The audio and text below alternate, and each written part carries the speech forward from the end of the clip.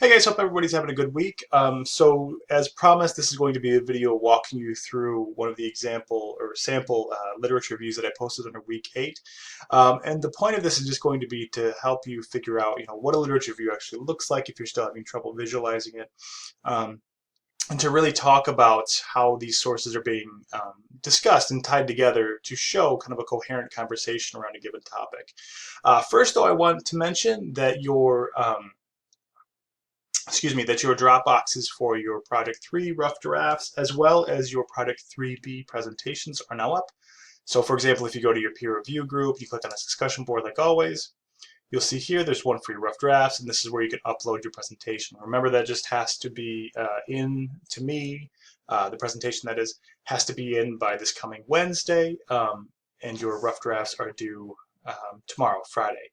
So let's take a look at um, the sample. Okay, so here we have a really good example of what a literature review can do and what it should look like. So we're going to go through this kind of step by step and diagnose the parts that we see. So as you can see, um, there's a clear title and statement of purpose, right? And so this is kind of the overriding research question that the author was using to write this. What are the view of female jazz musicians and the impact of this view?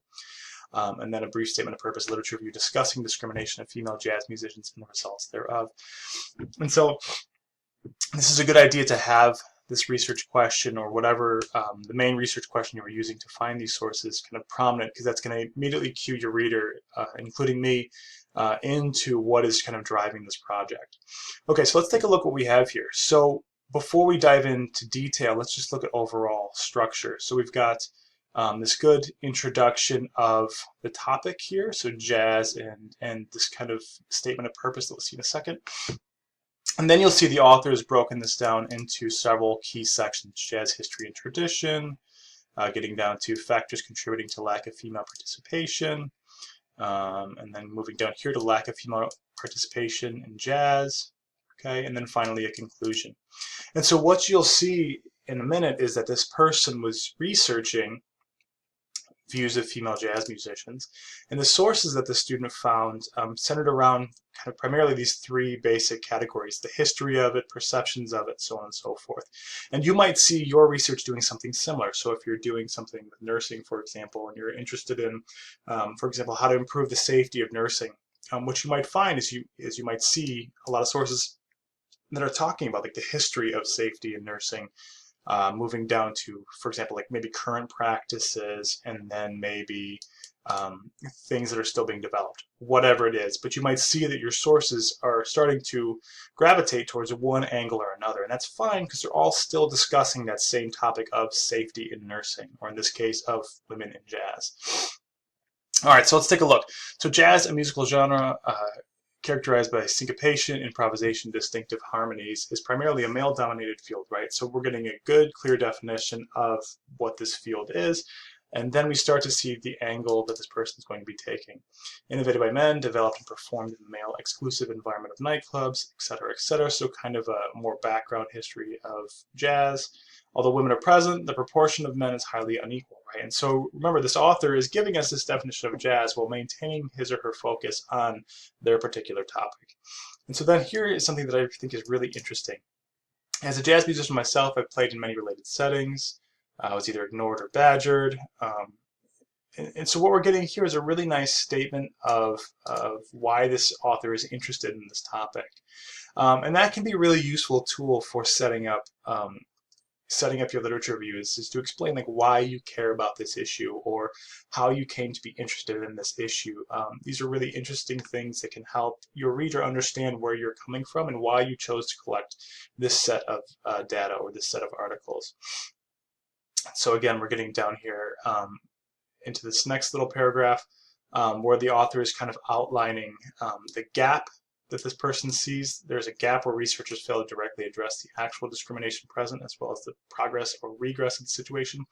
And so this person can only make this statement after they've read all this stuff. So they've read a lot of articles and they're starting to see, okay, but there's a problem here. We're not really addressing this concern, right? And this could be something this author picks up later on, especially in their Project 4, which is something you guys will be doing, is trying to address this issue in your own way.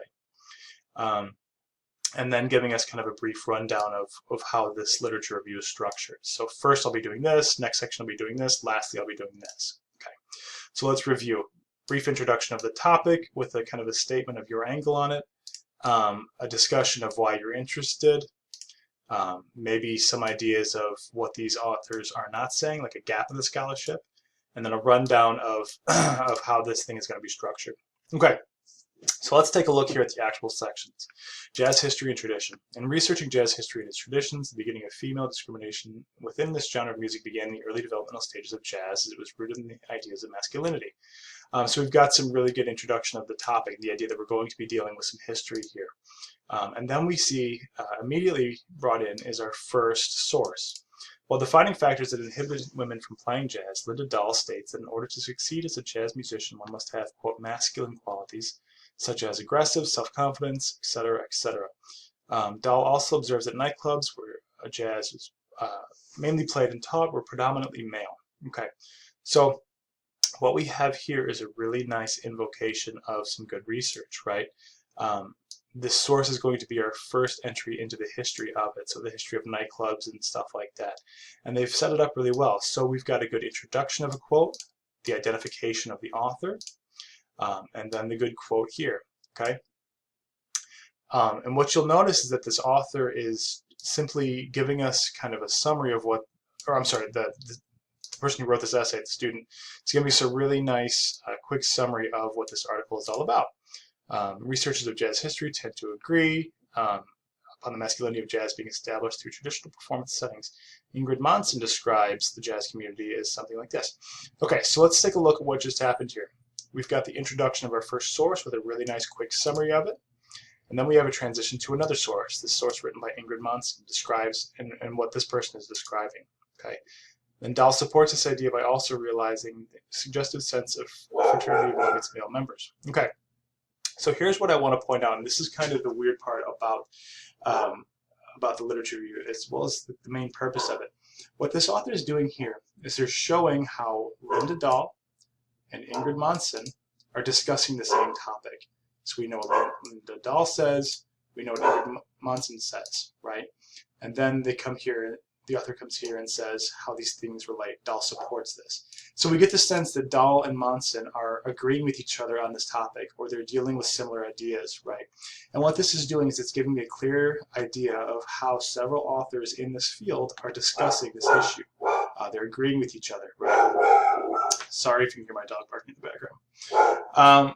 And so that's the point of the literature review, is to show how different pieces of research are actually working together, how they're agreeing with each other, how they're disagreeing with each other. You can see that the author does this in a really nice way without giving too much attention to one or the other. We just get a nice discussion of how these things relate to each other. Okay, and so you'll see, sorry about the dog. You'll see that the author continues to do this. So well-known Buddy Rich once stated this. Leslie Gorse relates to this experience for band leaders with some more evidence. Listens one of many female musicians who broke the fraternity. Right, and so every time this author is bringing in a new piece of research or a new article or a new author, they're talking about how it relates to the ones that came before, right? And so we get the idea that these ones are agreeing, and these people are building on this. Dunkel also analyzes the author's views concerning these texts. Another reason for women's absence of jazz. And so basically what this section does is it gives us a really nice idea about how authors are understanding the history of women in jazz. Okay, so let's move on to the next section. Factors contributing to a lack of female participation. Okay, so here we have a transition from topics. So we're no longer dealing with history. We're dealing with maybe some current ideas regarding the factors influencing this, right? And so same thing as before, as a result of discrimination within the community. So again, moving from history, as a result of this history stuff, researchers have noticed significant lack of female instrumental participants. So based on history, researchers now see this. So that's a nice transition from sections. In a study of jazz musicians performed in 2002 by the National Endowment of the Arts, women found to represent 47%, 0.6%. Okay, so here's some good data here, statistics that are supporting this idea. And then we have another source coming in to kind of support those ideas, right? One reason, like Abels and Porter conducted a study. They presented civil engineers to children in kindergarten. So again, all we're doing is we're seeing how in this section, different researchers are finding similar data and how this data agrees that there is a lack of participation, and in trying to find out what that might, or what the cause of that might be. So again, another source brought in that's all agreeing with this. Moving down to this last section then, we have lack of female participation in jazz, female psychology, and the impact of role models. And same as the other two sections, we have a good setup of different sources. They give us a quick summary of what they're saying, and then other related sources and how they agree or disagree. So let's take a look at the conclusion then. The goal of this paper was to analyze literature and research concerning the lack of female participation in instrumental jazz. Now, the analysis part in this is where you're talking about that relationship, where you're saying how these two researchers relate to each other. So author A agrees with author B when he or she states, or author A and author B disagree because, and here's what they're saying. It's in that how they relate to each other moment where you're talking about how these sources tie together that you're doing that analysis. Analysis of the history and tradition of the music reveals the male dominance and sense of masculinity within the community. Researchers often compare the jazz community to a similitude of fraternity from which women are excluded. Some researchers believe that in order to mend the gap between male and female participation, more research must be performed, etc., etc. Okay, so and then they have their sources that they referenced here. All right, so what I wanted to show you guys about this is just what a literature review actually looks like. Now, as you'll see, none of these sources are really given a ton of attention. We just get a good sense of what they're saying, enough of a sense of what they're saying with probably a quote or an example from each source that helps the reader understand how, for example, Linda Dahl and Ingrid Monson relate to each other, or how, you know, this piece of research relates to this study, whatever it is, right?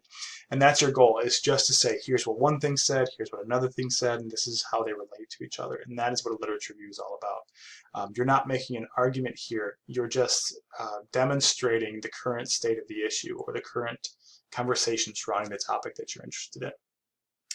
Now, what this is going to do is in our next project, this will allow you, and you'll actually use the majority of your literature review in your next project, it'll allow you to make some really interesting suggestions or draw some really interesting conclusions of your own to make an argument that's going to be grounded in good research. So that's the purpose of this. All right, guys, so that is kind of what the literature review looks like and how you should be thinking about it moving forward. Obviously, email me if you have questions. And I will get back to you as soon as possible.